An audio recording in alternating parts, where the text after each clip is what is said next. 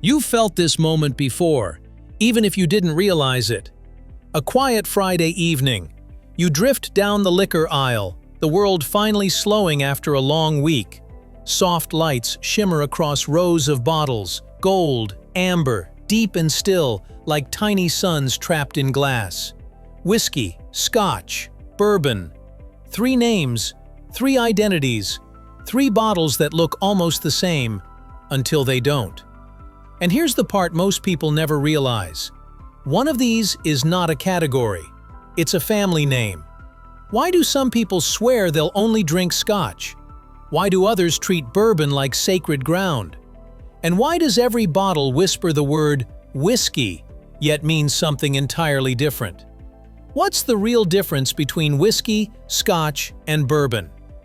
Today we're stepping through doors of the most famous wine cellars to uncover how 3 spirits that look alike can carry completely different worlds within them.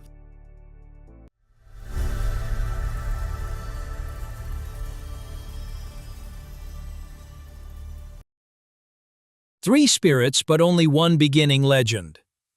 Long before the labels split, and long before Scotch, bourbon, and whiskey each claimed their own loyal followers, there was only one idea: to take humble grains and transform them into a warm, potent spirit. Its earliest name was whispered in Gaelic. Uisce Beatha means the water of life, a name that carried both mystery and necessity, comfort and ceremony.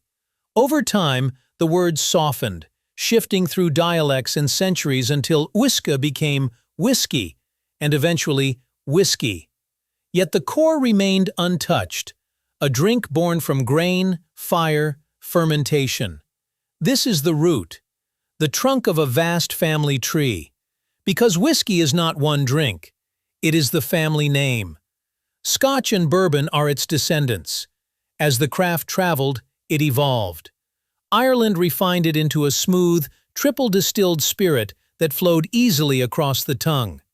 Scotland, rugged and weathered, shaped Scotch through barley, peat smoke, stone warehouses, and winds that carved character into every drop.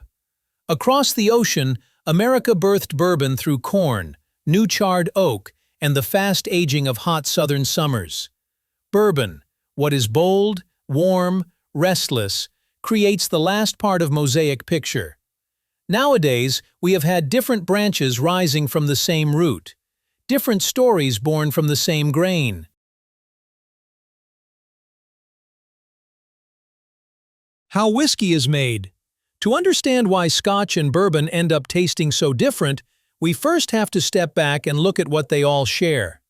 Because every whiskey, no matter where it comes from, begins the same way. Ireland, Scotland, America. Different cultures, different climates, but one common foundation built on grain, heat, time, and wood. It all starts with grain. Barley, corn, rye, or wheat, each carrying its own character, its own oils, and its own hidden flavors. Once chosen, these grains are milled and mashed, crushed and mixed with hot water, until their natural sugars dissolve into a warm, fragrant liquid. This becomes the mash, the sweet foundation everything else depends on. Then comes fermentation, when yeast quietly joins the story. As it feeds on those sugars, it releases alcohol, heat, and bubbles, creating a busy, invisible storm that forms the whiskey's earliest notes. When fermentation ends, distillation begins. Heat lifts the alcohol into vapor, separates it, and condenses it again into a clearer, stronger spirit. This step does more than raise alcohol levels. It shapes aroma, refines texture, and decides whether a whiskey feels clean and delicate or bold and heavy. After that, time takes control. Aging in oak barrels slows everything down. Inside the wood, the spirit breathes with the seasons. Warm days push it deep into the oak, cold nights pull it back out. Along the way, natural compounds from the wood add color, depth, and layered flavor. With this foundation in place, we can finally begin to separate the family. And the first branch to explore is Scotch. Scotch, the soul of Scotland. Scotch is far more than a drink. It is the distilled flavor of an entire landscape, carrying within it the breath of harsh winters, rolling green hills, and cold rains that sweep across ancient stone distilleries. And because this spirit is so deeply tied to its home, what makes Scotch? Scotch begins with rules that seem simple at first glance, yet shape its identity completely. By law, it must be made in Scotland, must use malted barley as its primary grain, must age for at least 3 years in oak, and must be distilled and bottled on Scottish soil. These requirements sound straightforward, but together they built the framework of a spirit that whispers the place it comes from. Barley stands at the center of it all.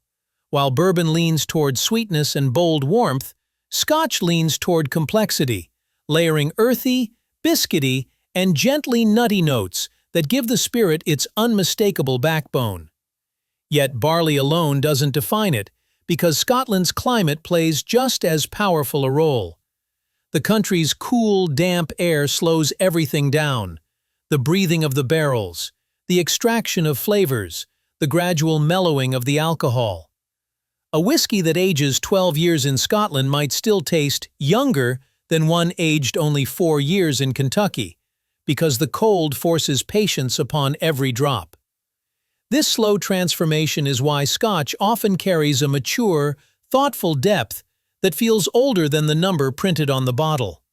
And even within Scotland, Scotch is not one voice, but many. The Highlands offer bold, dry, mineral-rich expressions. Speyside leans fruity, honeyed, and elegant. Islay gives the world smoky, medicinal, salty profiles. The lowlands remain light, floral, and gentle. Each region speaks with its own accent shaped by water, wind, and soil. Then there is peat, ancient plant matter burned as fuel, whose smoke infuses barley with phenols that survive distillation and aging, creating the iconic smoky, earthy, oceanic character. That aroma isn't just taste, it is cultural memory, the scent of Scotland's past rising from the glass. Scotch reminds us of one truth: flavor is always the story of the land that made it.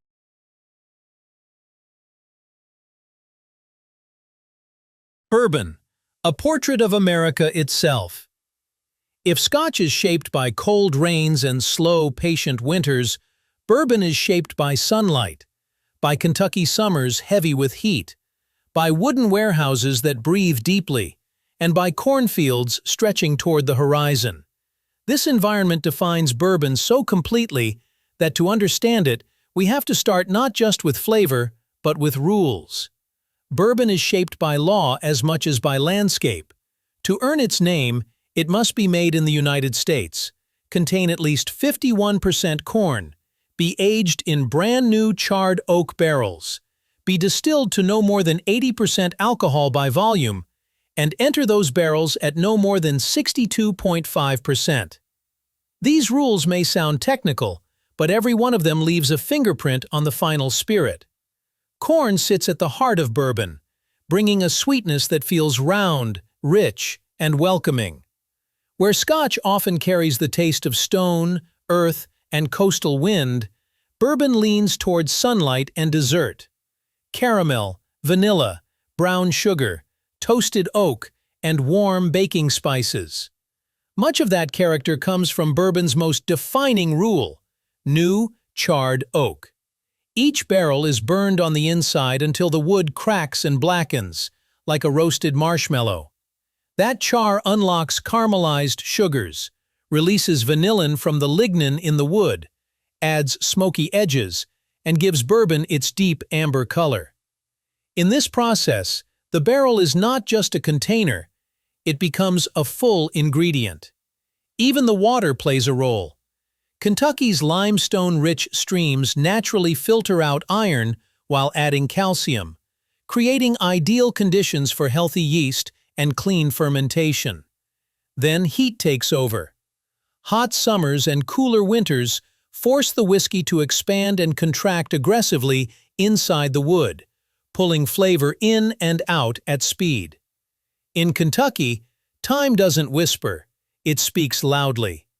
1 year of aging here can extract as much flavor as 3 years in Scotland, giving bourbon its boldness even when it is young. And that is why bourbon becomes more than a spirit. It becomes a portrait of America itself. Warm, bold, sweet, energetic, and unmistakably its own. The essence in one glance. When you boil everything down, the grains, the climates, the rules, the personalities, whiskey reveals itself as a family. At the top stands whiskey in its broadest sense, the open-armed family name. A category that accepts many grains, crosses continents, and offers an enormous range of flavors and identities. Within that family, Scotch emerges as a branch shaped by malted barley, cold air, slow aging, and centuries of patience. Its flavors are layered and complex, sometimes smoky, often restrained. Its identity feels old and steady, deeply rooted in the land that created it. If Scotch had a personality, it would be the wise elder, the quiet presence in the room, carrying history in every pause, every measured word. Across the family portrait, bourbon steps forward with warmth and confidence. Its character is bold, expressive, and unmistakably American, shaped by sunlight, new charred oak, and a culture that values openness and energy. If Scotch is the philosopher in a wool coat, bourbon is the charismatic storyteller in denim and boots, easy to approach, generous with its warmth, and always ready to invite others into the conversation. And in this simple contrast, the beauty of whiskey becomes clear. One family, many voices, each shaped by land, climate, and tradition.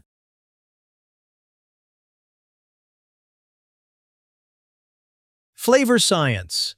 Why they taste so different.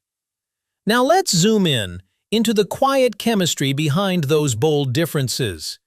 In Scotch, much of the character begins with peat.